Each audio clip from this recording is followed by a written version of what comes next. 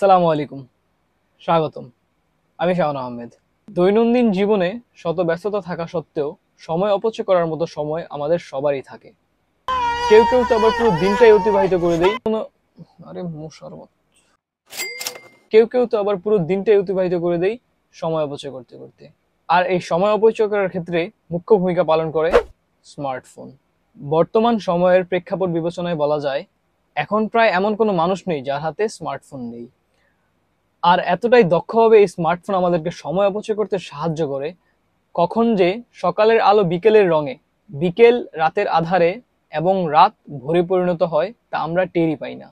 কেউ কেউ তো আবার একেবারে ধরেই নিয়েছে যে তাদের জীবনের উদ্দেশ্যই একটা, স্মার্টফোন ব্যবহার করা।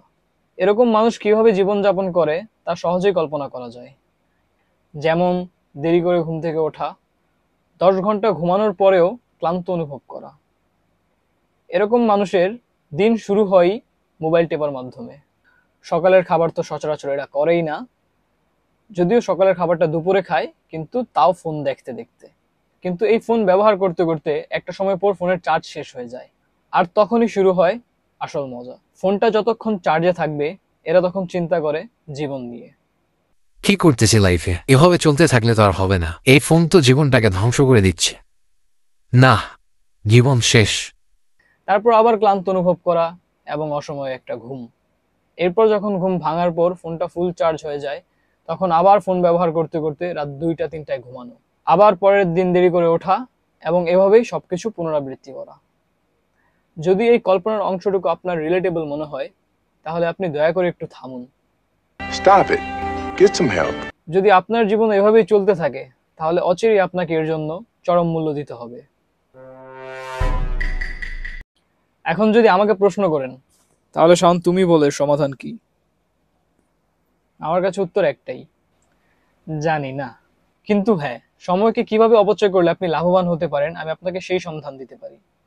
আর হয়তো আপনি অলরেডি বুঝে গেছেন যে আমি কি নিয়ে কথা বলতে যাচ্ছি। প্রতিদিন 2-3 ঘন্টা করে রিলস, টিকটক, ইউটিউব শর্টসে সময় নষ্ট না করে অন্তত প্রতিদিন 30 মিনিট বই পড়ার চেষ্টা করুন। রিসার্চ বলে মাত্র 6 মিনিট বই পড়া আপনার স্ট্রেস লেভেল 60% কমিয়ে দিতে পারে। 60%। Source, trust me bro. যদি বই পড়া শুরু করেন, তাহলে আমি আপনাকে গ্যারান্টি দিয়ে বলতে পারবো আপনি এরকম অনেকগুলো বই পড়বেন যা পড়ে আপনার মনে হবে, আরে এই বইটা তো আমার জন্য লেখা। আর ট্রাস্ট মি, এই অনুভূতিটা যে কতটা চমৎকার তা কেবল আপনি বই পড়লেই বুঝতে পারবেন। একজন লেখক তার লেখার মাধ্যমে আমাদেরকে সুযোগ দেয় তার কল্পনার জগতে প্রবেশ করার। এই সুযোগ হাতছাড়া করা মোটেও ঠিক হবে না। মূল কথা হচ্ছে, এক জীবনে 1000টা জীবন বাঁচার সুযোগ সবাই পায় না, কিন্তু আপনি পেতে পারেন যদি বই পড়েন। আর এটা নিয়ে জর্জ আর মার্টিনের খুব সুন্দর একটা কোট আছে, A reader lives 1,000 lives before he dies. The man who never reads lives only one. আমার এই ভিডিওটা দেখে আপনার মূল্যবান সময় অপচয় করার জন্য ধন্যবাদ। এখন মেহেরবানি করে শুরু করেন বই পড়া।